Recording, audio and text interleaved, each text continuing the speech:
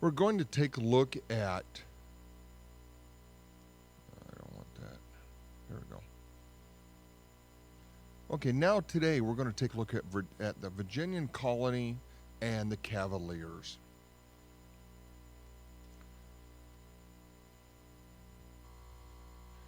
All right, so a little bit about Virginia, I think sums up by Captain John Smith's diary. He writes that the mildness of the air and the fertile of the soil and the situation of the rivers are so prosperous to the nature and the use of man as no place is more convenient for pleasure, profit, and man's substance under that latitude or climate. That is how Captain John Smith described Virginia. So think about that as we go through the development of this colony here. It is seen as being pristine for the activities that they plan to invoke on it. So first of all, Virginia, it's named in honor of the Virgin Queen. It is named in honor of the Virgin Queen Elizabeth I, and it was named by Walter Raleigh in 1584. At one time, all of British North America was called Virginia. Virginia was given the name the Old Dominion by Charles II after the colony's resolute defense of the crown during the English Civil War of the 1640s.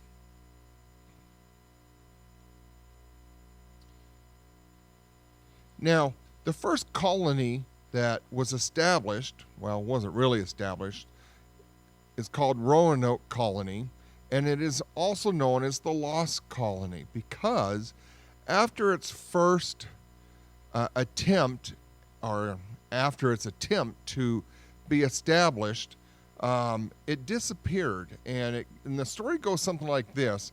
The original settlers were dropped off. They got started in building their colony, their settlement, and the supply ship went back to England, and the plans was the supply ships would return in the spring in order to bring more supplies and more settlers. The plan was if some reason they had to vacate the area that they were trying to settle, say from hostile natives or some other reason, they would go to a nearby island.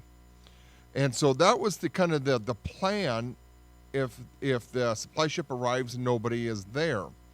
So when they do arrive in the spring, there isn't anybody. There is no sign of buildings. Even the things that they were building before the supply ship had left is gone. There is no evidence that any human being had ever been there except for one thing. And that is, in a tree was carved this name, Croton, and your guess is as good as mine to how it's pronounced. That was carved in the tree, but other than that, there was no evidence of any human beings, no graves, nothing. Well, that name is a name of an island off the coast there in Virginia. So they actually go out to the island. There's no evidence of anybody being there.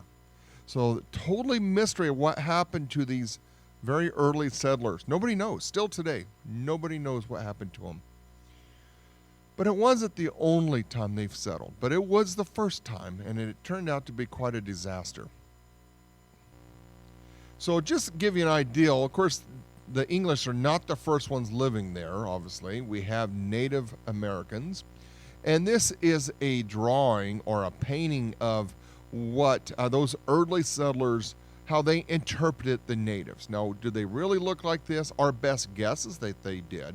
But we, of course, don't really know. We do know a lot of times artists will be hyperbolic in their artistic work. But by all accounts, it's very likely they did dress similar to this. There are accounts that they were running around nearly naked. And I think you can see in a couple of these pictures as just about what they are with their fronts covered up. But the backside's out there in the wind. So did it look like this? Very possible. We do know they were very native-like and very primitive. And as you already know from the previous lessons, by a long shot, nowhere near the civilization that they once were prior to Columbus's arrival. Not because of disease and death, but because the native civilization has already moved into what we referred to as the dark age of their civilization. Their high point is already gone. So here's another picture. Down here in the bottom right, you see another similar type of maybe native dance going on that we've seen in the previous slide. And then up in the upper left-hand corner, just below the trees there, looks like there's a couple maybe meeting houses of some sort. And over, you got looks like corn is growing over here in the middle right side. And then up here they got their green, looks like their green corn is what it says up there growing in the upper right-hand side. And a fire there in the upper middle. And then down here at the bottom left as well. So just a little idea of what this village looked like, this Indian village. And of course their longhouses are made out of typically like birch, flexible tree limbs that you can bend to make those round roofs, and with grass and stockings for walls. Probably corn stalks would probably be some of the best material to use. So a few things about Virginia. Virginia is first in a lot of things. First of all, it was the first named English colony in North America.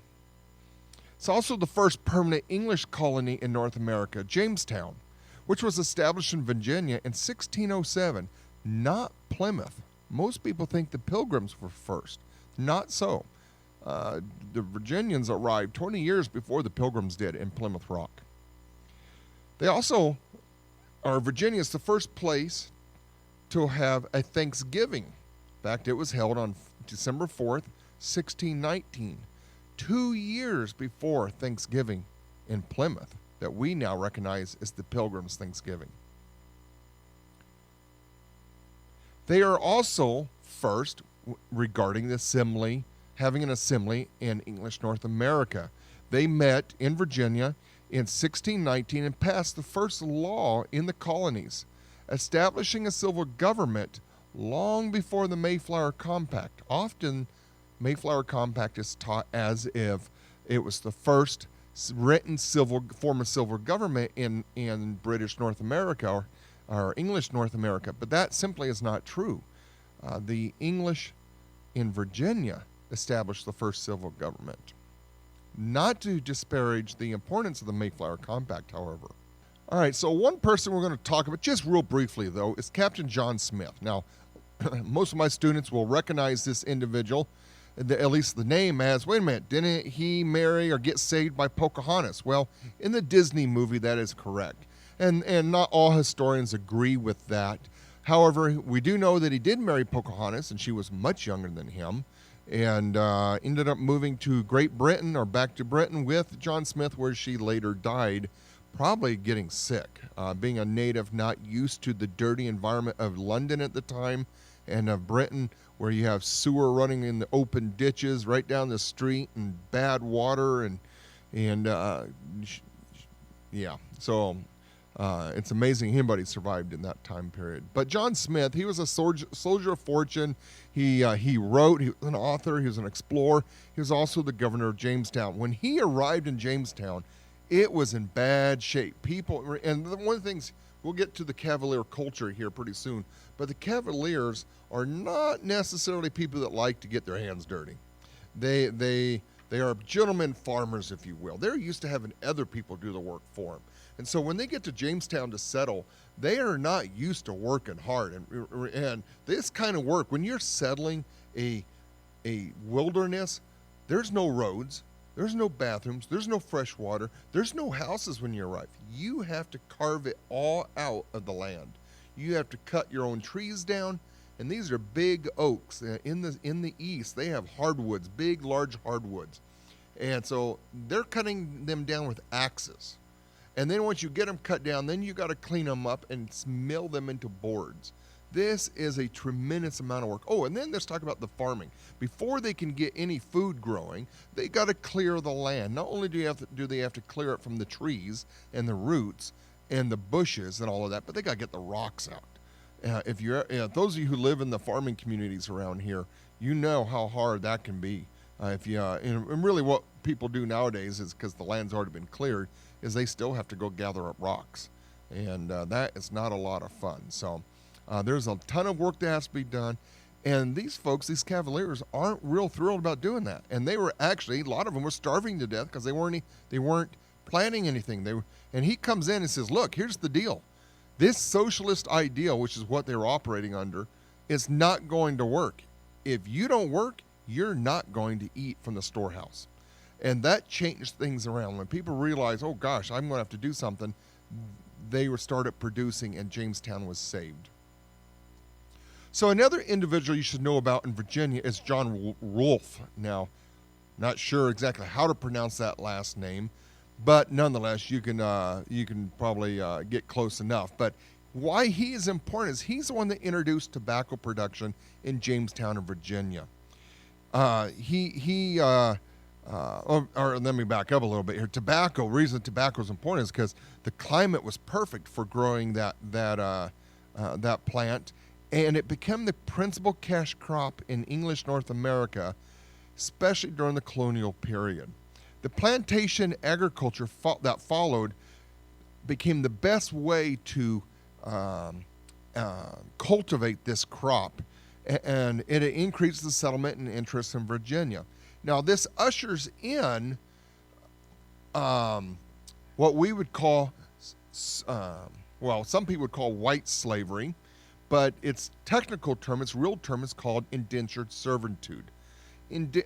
African slaves were not the first slave group to be sent to North America.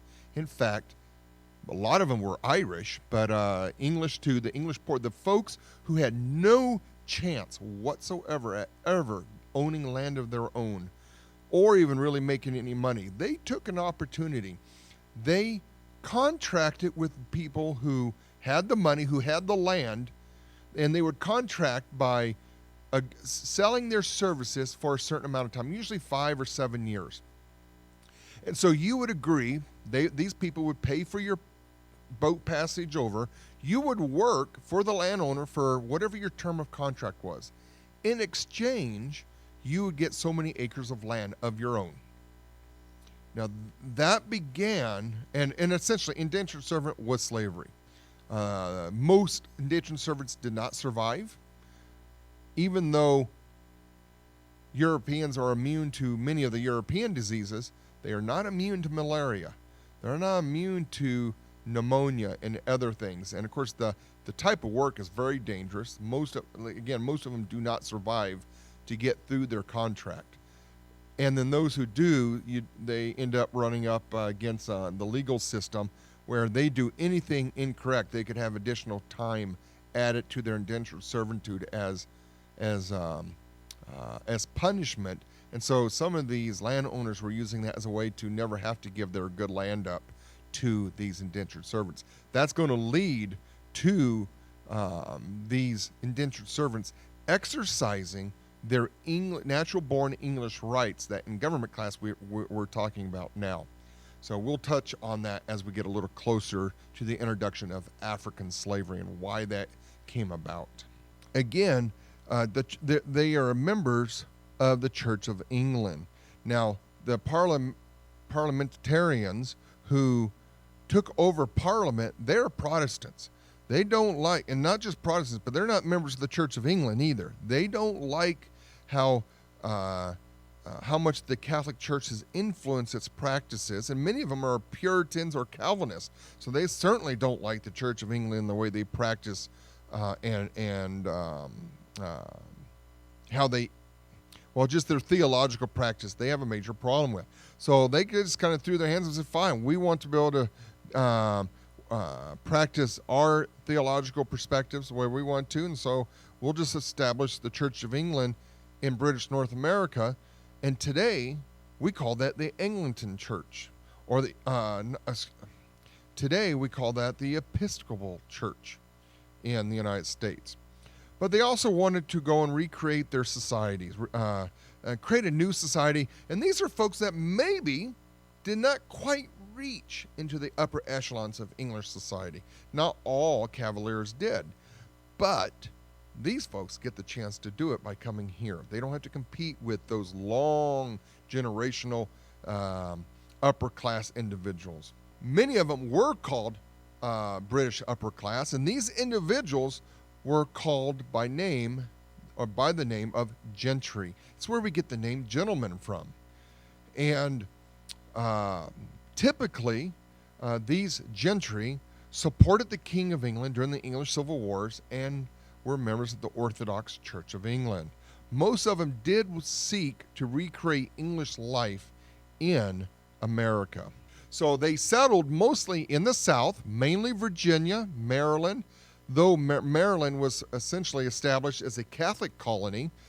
If Catholics had moved, Roman Catholics had settled somewhere else, they could actually be killed for being Catholic. So Maryland, if you were Catholic, you were free to worship there as a Roman Catholic in Maryland. But they also settled in the Carolinas. Now, first it started out as just Carolina, but they quickly divided it into North and South Carolina. And, for example, in my family tree, while I do not believe we are members of the Cavaliers Society Club, if you will, we did immigrate. The Abshires, which is my heritage name, my birth name, the Abshires originally started in Virginia and migrated into North Carolina, then over into Kentucky, and then finally settled into southern Indiana. So they certainly were along the Cavaliers, along the Appalachian Mountains, where the Cavaliers, many of them end up settling. And we still have their influences today, as we'll see here shortly. So the Cavalier culture dominated the Southern culture, or maybe the other way around. The Southern culture was dominated by the influence of the Cavaliers. And again, like much of it is today, what you see in the Southern culture, the Southern dialect, the Southern way of thinking, the way they talk, all comes from the Cavalier influence. Now, most of these Cavaliers migrated from the southern part of England. And so that part of England has a very distinct dialect with their language. Those in northern England have a different dialect than they have down in the South. Much like we have in the United States. You have the New England dialect, which we'll talk to when we get to New England culture. But even out here in the West, we have a different dialect. And of course, the South, even Minnesota, those Swedes up there have a different dialect, and then even Mainers have a different dialect. So there's lots of dialects. Oh, forget even when you talk about Louisiana, they have multiple dialects in Louisiana. So, but a lot of that Southern dialect comes from the Cavaliers. Some of the prominent members of the colonial Virginia, some of these names you should recognize from history. If you don't, well, got some research to do. William Berkeley was one of the first governors in Virginia, and the Berkeley family becomes very powerful in the Virginia area. You got William Byrd. I'm almost think Senator Byrd, who died about 20 years ago. He was in the Senate, I think 50 years, the U.S. Senate. He may be a descendant of William Byrd, if I'm not mistaken. Let's see here. Richard Lee II, that comes from, the great, probably third grandpa of Robert E. Lee. You got the Carters, the Randolphs, the Beverleys, the Tuckers, the Tuckers, just trying to think of the individuals. George Tucker, I believe is his name, was a founder of the United States. He was part of the Constitutional Convention. And then two books that all of these gentlemen would have read is written by Richard Braithwaite, however you want to pronounce that, and Henry Peckman, The English Gentleman and The Complete Gentleman. Those are two books that was written to teach young men, and actually these would have been read as boys, on how to be an English gentleman, how to be a Cavalier. And so you can actually look these books up on Google Books, and read those for yourself if you can get through the Old English. It is kind of difficult to read the Old English, but they are very interesting, and I assure you, I don't think anybody alive today in this country would meet the qualifications of a gentry if we had to live up to their standards. We just do not know what it means to be a gentleman in light of the Cavaliers. So some of the things that we're going to talk about here is, again, part of the culture, but the speech ways. So we're going to talk about the speech ways, the child rearing ways, the food ways. The ways is kind of just the way how things are, how people behave. And, of course, we're going to take a look at the origins of the Southern accent. Where did, if you that twang that they have or that slow speak that they have, where does that come from? Well, that all comes from the Cavalier culture. And they have certain words that we don't use out here in the West or even in the North. Howdy for hello. We think of that maybe as a cowboy, but that actually howdy is originated from the Cavalier speech. How about grit for courage? Can you think of a movie with the name Grit? How about True Grit with John Wayne? And then they have a newer version, which is, I think, pretty darn good. I can remember in the movie theaters, this old guy, God, he had been 80. He was yelling, this movie stinks, watching the new True Grit. And his wife was telling, be quiet, we know this isn't John Wayne. So we had a laugh about that. But grit for courage, lick for beat. Have you ever heard of the term, I'm going to give you a licking? Well, I'm going to beat you. That's what they're referring to. Of course, a lot of people's heard of the word moonshine. Well, moonshine comes out of the Cavalier language. Yonder for distance. I'm going to meet you over yonder. Well, that's a word that you probably have used before. And right good for very good. I haven't heard right good before. Even when I was in the Army in Kentucky, where a lot of Southerners are, I don't recall ever hearing that. But a lot of these other words and the other sayings, you bet, I've heard that a lot. In fact, I've been accused of using some of them with my Southern influence, I guess, from the Kentucky border there. So I often get asked, are there Americans who still speak with a regional British accent? Well, there are. So we're going to take a look at that and listen. It's kind of cool to hear. So if you give me just a minute, we'll switch over to YouTube and we will take a listen.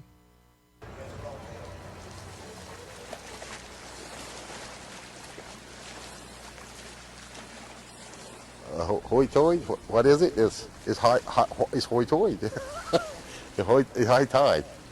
It's when the tide comes up high, on the sang side. Sang, like Pamlico sang. This is the Pamlico sang. Hoy-toy on the sang side. The remote fishing communities along North Carolina's coast inherited the brogue of their English and Irish forebears. Over the years, they also added many new words and pronunciations to the dialect.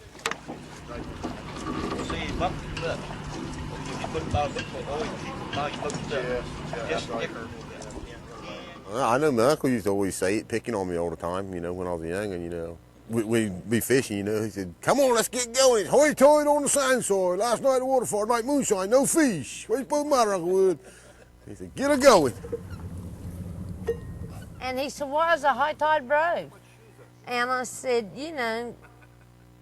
it's where we live. It's called the high tide brogue. High tiders, yeah, I forgot about that one. We want to talk the way we do. In order to talk the way we talk, you really have had to have grown up here.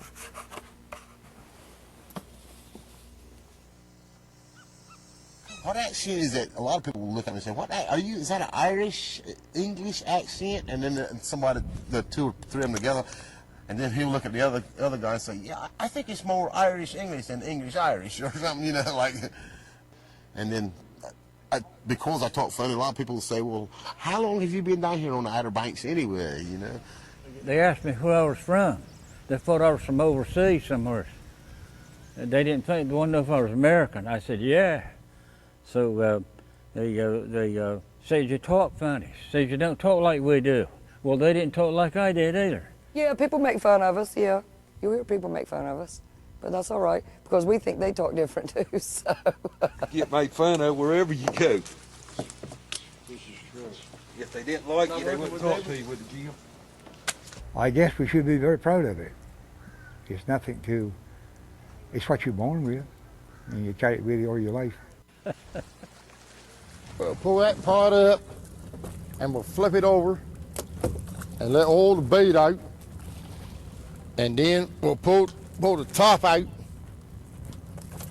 and shake the crabs in there, and then we'll reach down and get bait, fresh bait to put back in there.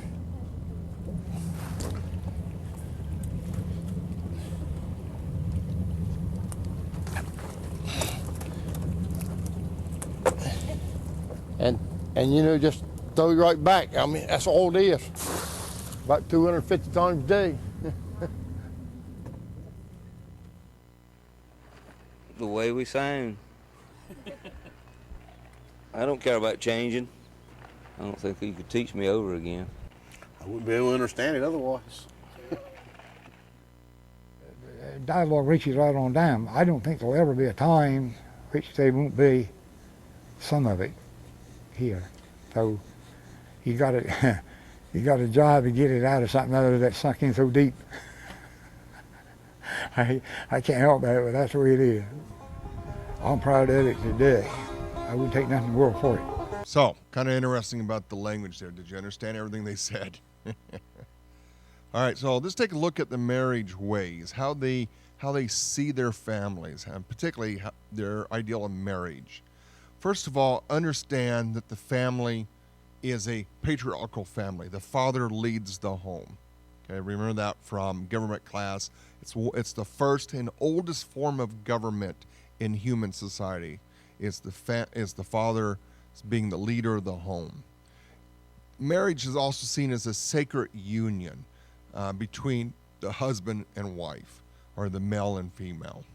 It's also a Christian ceremony. It's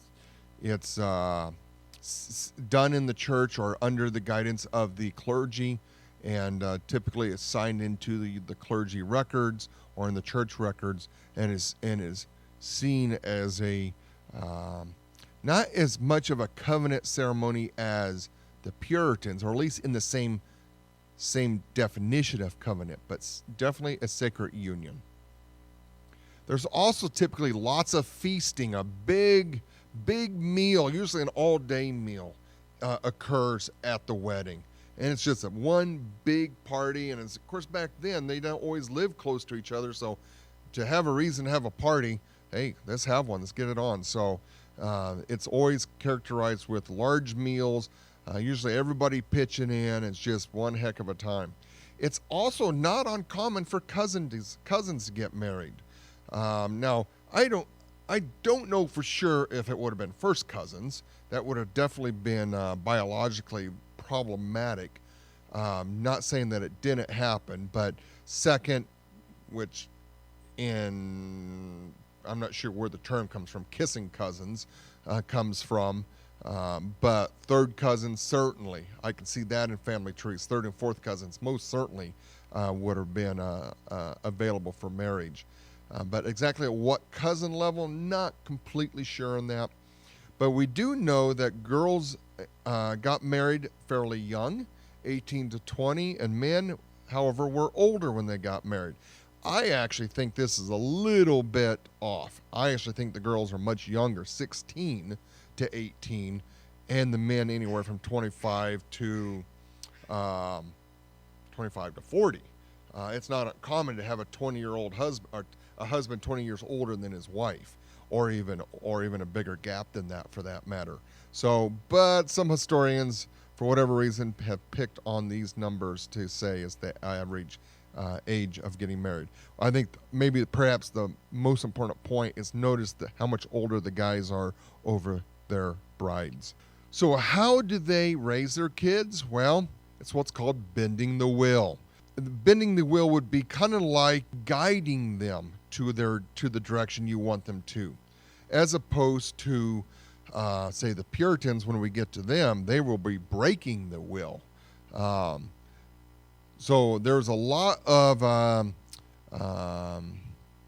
don't want to say laissez-faire parenting let the kids do what they want to do kind of thing, because certainly they did not.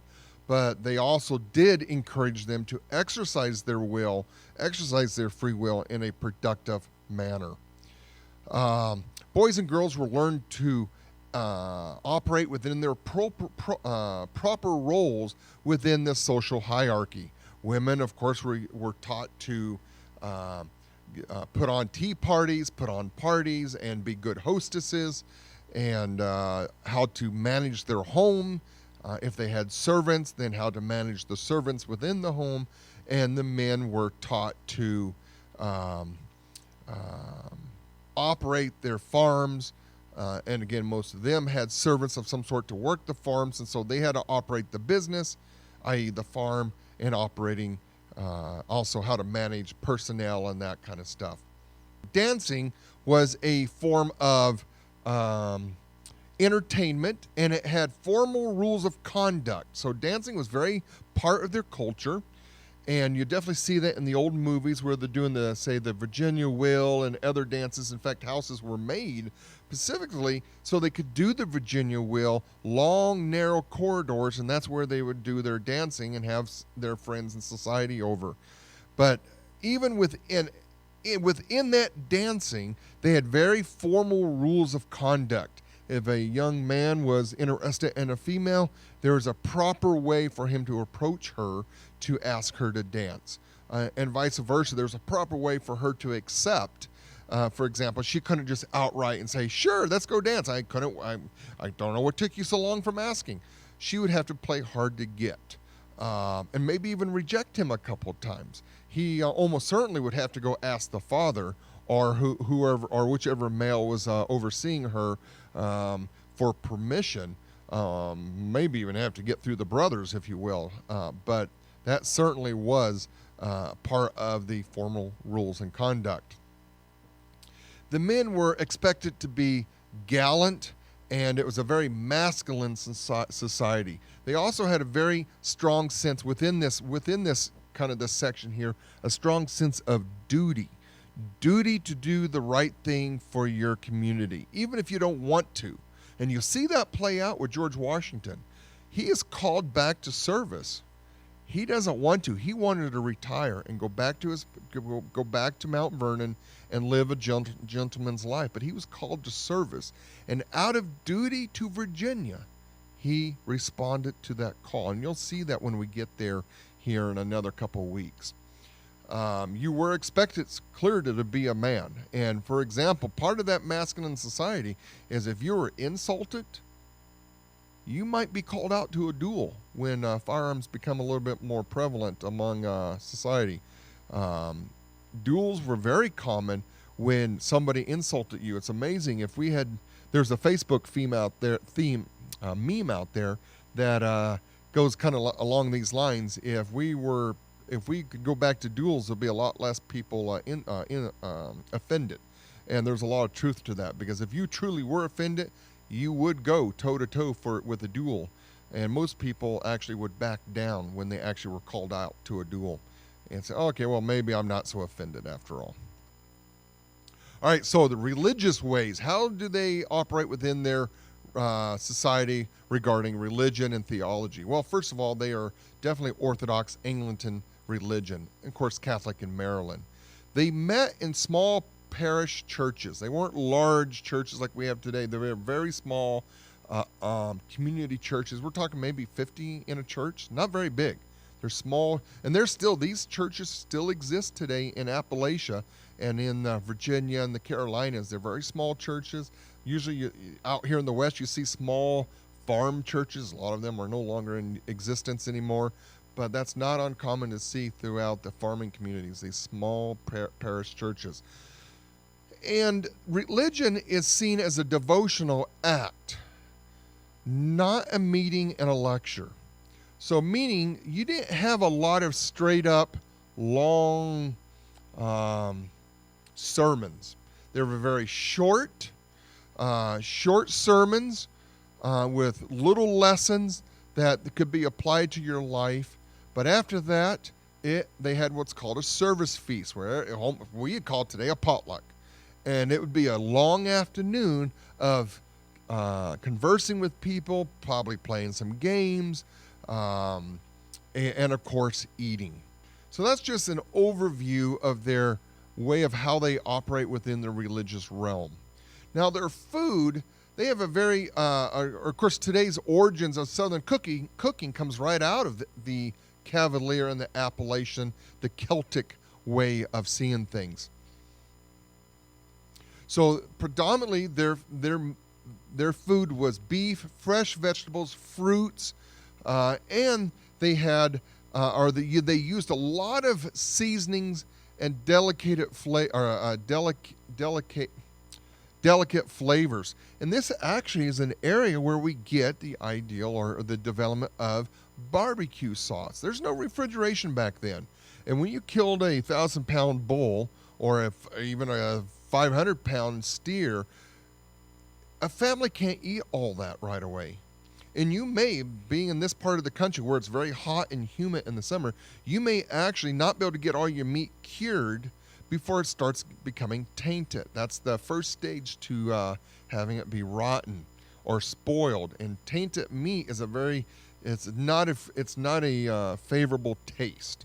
And so in order to cover up the taste of their meat, they would cover it with barbecue sauce. Now, depending on what region you're from, barbecue sauce can either be very sugary based on molasses, which is what that part of the South, Virginia and the Carolinas, would have used. Sugar would have been much more prevalent for them. But if you're, say, in Texas, you would have a very vinegary base barbecue sauce, just because the molasses would not be as readily available in Texas than you would have in the eastern seaboard southern states or southern culture. These meals could last all day when they would put them on. There's not a lot of baking in their society. They do mostly fried food. Today, the southern culture, southern food is fried food. In fact, the largest portion per capita obesity as a result, that some people think, of the cooking is in the South because of the fried food. So another thing to think about in comparison to the Virginia and the Cavalier culture, and really I didn't add this in the first slide, but it's really the Cavalier and Celtic culture. The Cavaliers and the Celts merged together during this time period to create actually what's now called the Southern culture. So just something to keep in mind. It is, when we're talking about the Virginia and Cavalier culture in present-day United States, in colonial America, we're actually referring to the Virginian, the Cavalier, and Celtic culture merging together. And that's, again, why, for example, in that video, they're talking about English-Irish, Irish-English, because the Celts from Ireland come and blend together with the Cavaliers, and we get that language and that dialect that we have today. So the workways, again, these individuals were planters who were not necessarily used to hard work because they had somebody else do it. They paid someone else to do it. And this lack of hard work creates an impression of a low work ethic. In fact, Southerners today, some of them still have a reputation or a perception that they don't like to work, that they're lazy, and that they would rather sit on their front porch than to walk across the street. It's really unfortunate because that certainly is not the truth, but that is the perception that that this culture has developed. Now, one of the reasons for this is that gentlemen did not engage in manual labor. That was just part of the culture.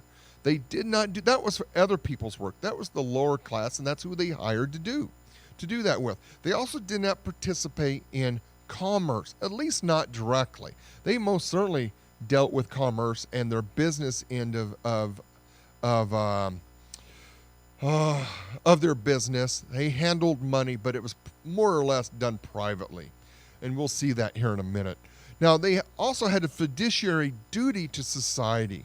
Planners had roles in all aspects of society, and they held these roles with trust with the public. The public, everyone else expected them to live up to a higher duty to fulfill their, because after all, they're better educated, they have the prestige, they were expected to live at a higher standard and perform those roles that society needs to have done.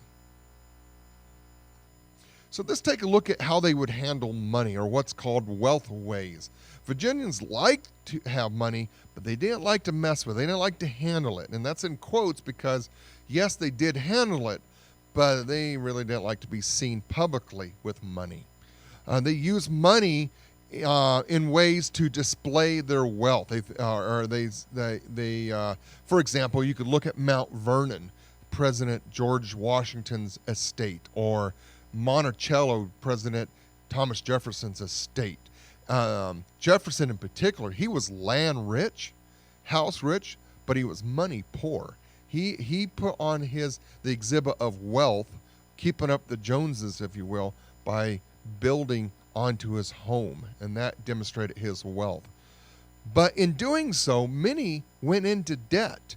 Thomas Jefferson died broke because of building onto his home, among some other things. He actually wanted to free his slaves before he died, but in one of his letters he wrote to a friend, I can't get rid of my slaves because of the blasted debt that I was in. And I've had students ask me, well, why couldn't he? That doesn't make sense. Well, when you take a loan from a bank and you put up property for collateral, for example, if you're a welder and you have a welding truck and your equipment, and you put that up for collateral for a business loan, you don't have the right to sell that collateral anymore. Well, that's the same thing. Slaves back in his time period was seen as property. They could be used as collateral. And sometimes he would take loans to buy families in order to keep families together so they weren't separated in the slave market. And so he would go into debt, but he used at times would use his slaves as collateral in order to do so. So he was not able to sell those slaves. He was able to sell his possessions at the time of his death, and he did free his slaves and provide it for an education for them. So that's just a little tidbit there. So the society, the Celtic and the Cavalier society was a stratified society. In other words, you had classes. It was a class society. The top class owned most of the land and held most of the wealth. When you look at the numbers of wealthy people in compared to how many people that lived in the South, even up into the Civil War, most people did not own slaves. Most people were poor, what we'd call dirt farmers. They were dirt floor farmers. They did not have much. In fact, very few people, very few, I think something like only 10% of the Southern people actually owned like 90% of the slaves in the South at the time of the Civil War. So there was a huge divide between those who had money and those who did not. So let's take a look at how they seen power and liberty. First of all, they really focus on what's called a hemogenic or hemonautic liberty, which is simply just a status system in which liberty was a jealously guarded aristocratic privilege that entitled some men to rule the lives of others. And you really see this come out in the early mid 1800s, where they actually believe, those who are slaveholders believe, that some are made to rule while others are made to be slaves. And so they believed that they were better than others. And because they were better than others, either through their birth or through their education and their wealth, that they were in a better position to make decisions for others. Today we would call them the elite, but they certainly did see that they were, and by and large, you'll see this in Virginia, most people agreed with that. Most people wanted, the common person wanted George Washington to lead the country, to lead the Revolutionary War. They wanted Thomas Jefferson to do that, John Adams. They seen them as being better equipped than they themselves. And they also was really huge proponents of self-government and minimal government involvement in their lives. They really believed in the autonomy of the individual. And maybe we should say maybe in the individual of themselves.